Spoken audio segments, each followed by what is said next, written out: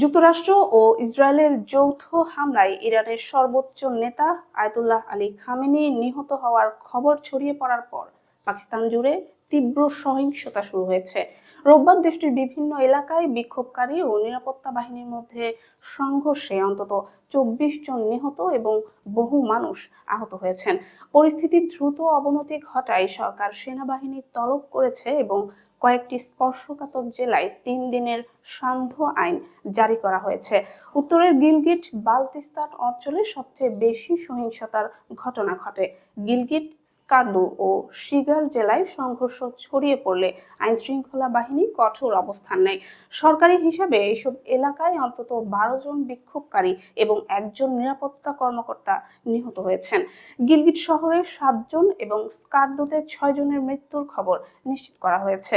ক্ষুব্ধ জনতা গিলগিটে একটি পুলিশ স্টেশনে আগুন ধরিয়ে দেয় এবং একটি বিদ্যালয় ও স্থানীয় দাতব্য প্রতিষ্ঠানের কার্যালয়ে ভাঙচুর চালায়। কর্তৃপক্ষ জানিয়েছে বুধবার পর্যন্ত সান্ধ্য আইন বহাল থাকবে এবং বাসিন্দাদের ঘরের বাইরে না যাওয়ার নির্দেশ দেওয়া হয়েছে।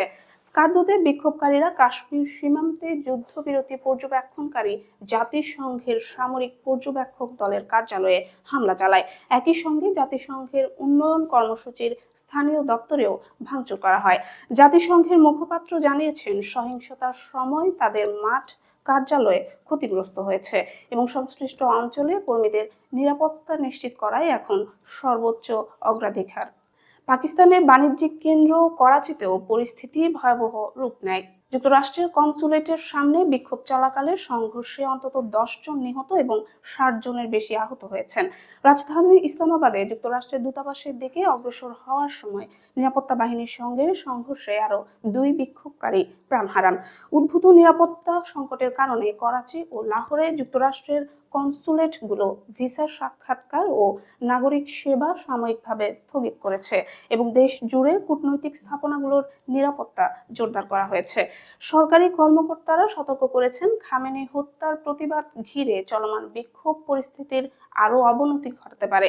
বিশ্লেষকদের মতে ইরানের ঘটনা প্রবাহ পাকিস্তানের অভ্যন্তরীণ নিরাপত্তা ও সাম্প্রদায়িক পরিস্থিতিতে গভীর প্রভাব ফেলতে পারে, কারণ দেশটিতে উল্লেখযোগ্য শিয়া জনগোষ্ঠীর বসবাস রয়েছে। বর্তমানে সেনা ও আধা সামরিক বাহিনী গুরুত্বপূর্ণ এলাকায় মোতায়েন রয়েছে এবং পরিস্থিতি নিবিড়ভাবে পর্যবেক্ষণ করা হচ্ছে।